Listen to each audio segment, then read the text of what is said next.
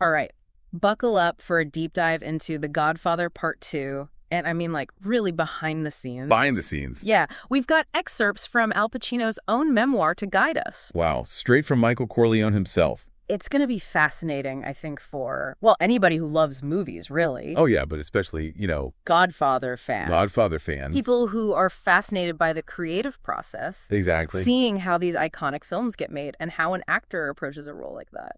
Yeah, this isn't like, your average DVD bonus feature. Right. This is Pacino's unfiltered take. Raw and unfiltered. Yeah, the challenges, the emotional toll, all of it.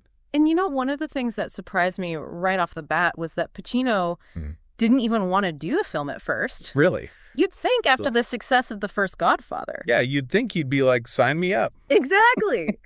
But he was very hesitant. His memoir says when he read that first draft of the script from Mario Puzo, his reaction was, quote, crap. Crap. Wow. Which is funny because Puzo himself apparently felt the same way about that draft. He wasn't happy with it either. They both agreed major work needed. Makes you wonder what was in that first draft. Right. I mean, how bad could it have been? But I got to hand it to Pacino. He stuck to his guns. Yeah. He wasn't swayed by, they were offering him a ton of money. How much are we talking? It reached like $600,000. Back then, that's real money. That's serious money, especially in the 70s. Yeah. He even turned down a potential $1 million. $1 million. Supposedly presented in a suitcase. Like a suitcase full of cash? Why? Can you imagine? Them the pressure. You open that thing up. It'd be hard to say no. It'd be really hard to say no. But he did. He did. Because he knew a bad script means a bad film. Yep.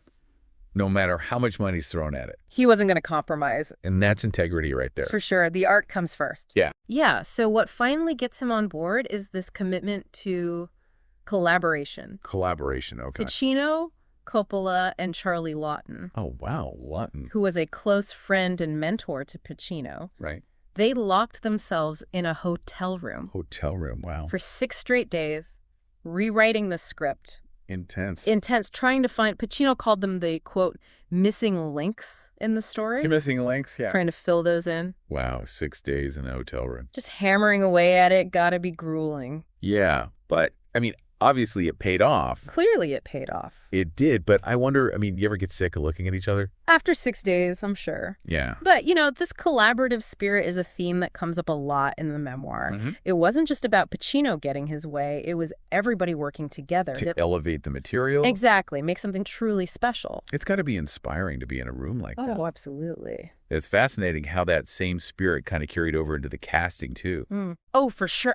When you think about Lee Strasberg, yeah. being cast as Hyman Roth. As Hyman Roth, incredible. It's kind of mind-blowing on multiple levels. It is. First of all, you've got Strasberg, the acting teacher, the founder of the Actors Studio. Yeah. In a Hollywood blockbuster. It's wild, right? Yeah. And then on top of that, it was Charlie Lawton, who had studied under Strasberg, who suggested him for the role. It's like poetry. It is, these worlds colliding. Yeah. And Pacino actually says in the memoir that he took Coppola to an Actors Studio event. Wow. To witness Strasberg. See him in action. In action, yeah. That's amazing. And that's what convinced Coppola. Convinced him, wow. That Strasberg was the right guy. What a story. Isn't it? Yeah, but there's another layer to this that I think is even more fascinating. Oh, yeah. So Pacino considered Strasberg like a grandfather figure. A grandfatherly figure. In his own life. Right. And then you've got Strasberg playing Hyman Roth. Right. Who's kind of this, father figure. Father figure to Michael. That Michael ultimately eliminates. Right. It's like... It's audible. Yeah, this psychological layer added to the whole thing. Exactly. It makes you think how much of that real-life relationship between Pacino and Strasberg bled into those scenes. Yeah, that respect, that awe. Exactly. Playing out on screen. And it's interesting how that theme of father figures continues throughout the book. Oh, yeah. Pacino talks about Charlie Lawton, his manager Marty Bregman, and, of course, Strasberg. All of them were kind of mentors to him. Like a constellation of father figures. Exactly. All these different influences in his life. And he needed them. Right? Yeah. Navigating that world. The pressure of The Godfather. It's got to be tough. Yeah. And I keep thinking about how the absence of Marlon Brando, right, Vito Corleone, in part 2, I wonder if that affected the dynamic on set. Interesting point. Brando brought such a weight, a paternal presence, a real gravitas in the first film, and Pacino mentions in the memoir that the atmosphere on part 2 was different. There was some tension, maybe even with Coppola. Oh, wow. Years later, he actually reached out to Coppola about it. He did. And Coppola didn't even remember any specific conflict. Huh. That's weird. It makes you wonder if it was more... unspoken. Yeah, unspoken. You know? Like the absence of that fatherly energy. Yeah, maybe that created a void. Yeah. And led to friction. Or just the pressure, you know? The pressure of the sequel. Living up to the first one. Yeah, but it definitely seems like the vibe was different this time around. Definitely. And, you know, one of the most striking things to me about part 2 is how Michael Corleone himself changes. Oh, yeah, his transformation. Yeah, Coppola even described it as like a metaphor. A metaphor. For the second generation of Italian Americans. Right, caught between their parents' sacrifices. Their parents' sacrifices and forging their own identity in America. Exactly. And you see that so clearly in Michael. Yeah, in the first film, he's the war hero. Reluctant to join the family business. Right. There's a vulnerability there. Yeah. Even when he's being ruthless. A certain charisma. But in part 2... he's cold. Isolated. He's achieved power, but at a huge cost. Pacino even says he's, like, mummified by the end. Mummified, yeah. And that's where Pacino's acting is just phenomenal. Oh, yeah. He conveys that internal shift. That hardening. With such subtle detail. It's incredible. And in the memoir, he talks about how hard it was to reconnect with that, like, aura of menace. Right, from the end of the first film. Yeah, it's not just putting on the suit again. No. It's tapping into that darkness. That darkness and going further with it. Pushing it further, yeah. You know, reading about his personal struggles during filming. Oh, yeah, the breakup, the substance use. Yeah, all the melancholy he describes. It makes you wonder how much of that bled into his performance. Led into Michael's unraveling. Right, like how much is Pacino, how much is Michael Corleone? It's hard to tell, but it's fascinating to think about. It is, and you know what else is fascinating? What's that? Some of the specific scenes and filmmaking techniques that Pacino talks about in the memoir. Oh, yeah, he gets into some great detail about the process. Yeah, like little snapshots behind the scenes. And he's got some amazing anecdotes. Oh, tell me about it. Like about his Wolverine-like bodyguard during the Lake Tahoe shoot. Wolverine-like? Always chain-smoking, packing heat. It's intense. He was intense. Wow. And apparently Pacino and Lawton up to their old tricks. Well, they had a little too much to drink one night. Oh. And they made up this story about the bodyguard shooting another actor. What? Complete fabrication, of course. Oh, so they were just messing around. Yeah, but it paints a picture of the, personalities on this project. Yeah, the larger-than-life characters. I'm dying to know what other stories are in this memoir. Me too. Yeah. But, it wasn't all fun and games. Right. Pacino also talks about some real creative conflicts on set. Yeah, like the clash with Robert Duvall. Duvall over the lighting? Yeah, the scene was so dark, Pacino couldn't see what was happening. Wow. And Duvall didn't want to change anything. Can you imagine being in that room? 2 acting giants. Butting heads. Over a creative decision. It's got to be intense. It makes you realize how complex filmmaking is. Yeah, even with the best of the best, there's going to be clashes. It's a balancing act. For sure. But, speaking of balancing acts, I'm really curious to hear more about Pacino's personal struggles during filming. Yeah, and how he managed to deliver this incredible performance. While going through all that. Exactly, and we'll dive into that in part 2. Can't wait. His memoir's got some really raw insights. Into the toll it took. The toll that playing Michael Corleone took on him. Yeah, it's going to give us an even deeper appreciation, I think. For his artistry. Yeah. And for the sacrifices he made. Absolutely. To bring this character to life. To bring Michael Corleone to life. It's going to be fascinating. Stay tuned. So we were talking about Pacino's personal life during part 2. Yeah, kind of mirroring Michael's darkness. It makes you think, how much did that real-life heartbreak feed into his performance? Right, that feeling of isolation, disillusionment. There's that scene where Michael finds out about Fredo's betrayal. Oh, man. And Pacino says he only captured it. The real weight of that moment in one take. One take, wow. And one that's in the film. Like he channeled his own pain into it. His own sense of betrayal. Creating this raw cinematic truth. And those moments, that's what makes the film so powerful. Absolutely. It goes beyond acting. It's real. Yeah. It connects with us. Our own experiences. Of loss, betrayal. Exactly. And then there's that other scene. Which one? When Michael kisses Fredo. Oh, the kiss of death. So chilling. Chilling. But effective. So effective. It shows how ruthless Michael has become. Yeah. Willing to sacrifice his own brother. It's tough to watch, but you can't look away. No, you can't. And Pacino, he talks about the brilliance of that scene. The direction, the execution. Yeah, a moment that's going to last forever. Forever in cinematic history. But, even with those triumphs, yeah, Pacino was struggling. Personally. He talks about feeling lost. Disconnected, adrift in Santo Domingo. Santo Domingo, where they filmed the Havana scenes. Yeah, and the isolation of the location right. seems to have mirrored his own state. Wow, that's heavy. It's a reminder that even with all the glamour of filmmaking, actors are still people. With real problems. Wrestling with real challenges. And sometimes those challenges, they amplify the roles they're playing. Especially a role like Michael Corleone. Exactly. Exploring those dark corners of the human psyche. Pacino describes it as draining. Like living through Michael's descent. And on top of that, he's got the pressure of the first Godfather on his shoulders. Living up to that legacy. Exactly. No wonder there were tensions. Yeah, relationships strained. He even talks about his relationship with Coppola being affected. Didn't Coppola say he didn't remember any conflict, though? Yeah, it's strange. Maybe Pacino was more sensitive to it. Maybe. Or maybe it was just unspoken. Like a vibe. But it shows how differently people experience the same events. It really does. Our own perspectives color everything. And it highlights the complexity of these creative collaborations. Especially with such high stakes. So much pressure. And big personalities. But Pacino, he persevered through it all. He did. And he got an Oscar nomination for Serpico during all of this. It's a glimmer of hope in the darkness. A reminder of his talent. Of his strength. And that even in tough times, we can achieve great things. Absolutely, but let's not forget those achievements come at a cost. Yeah, and for part 2, it seems like the cost was high for Pacino. He gave so much of himself. Poured his heart and soul into it. And it took a toll. It makes you think. Yeah. Does knowing about Pacino's struggles change how we see Michael Corleone?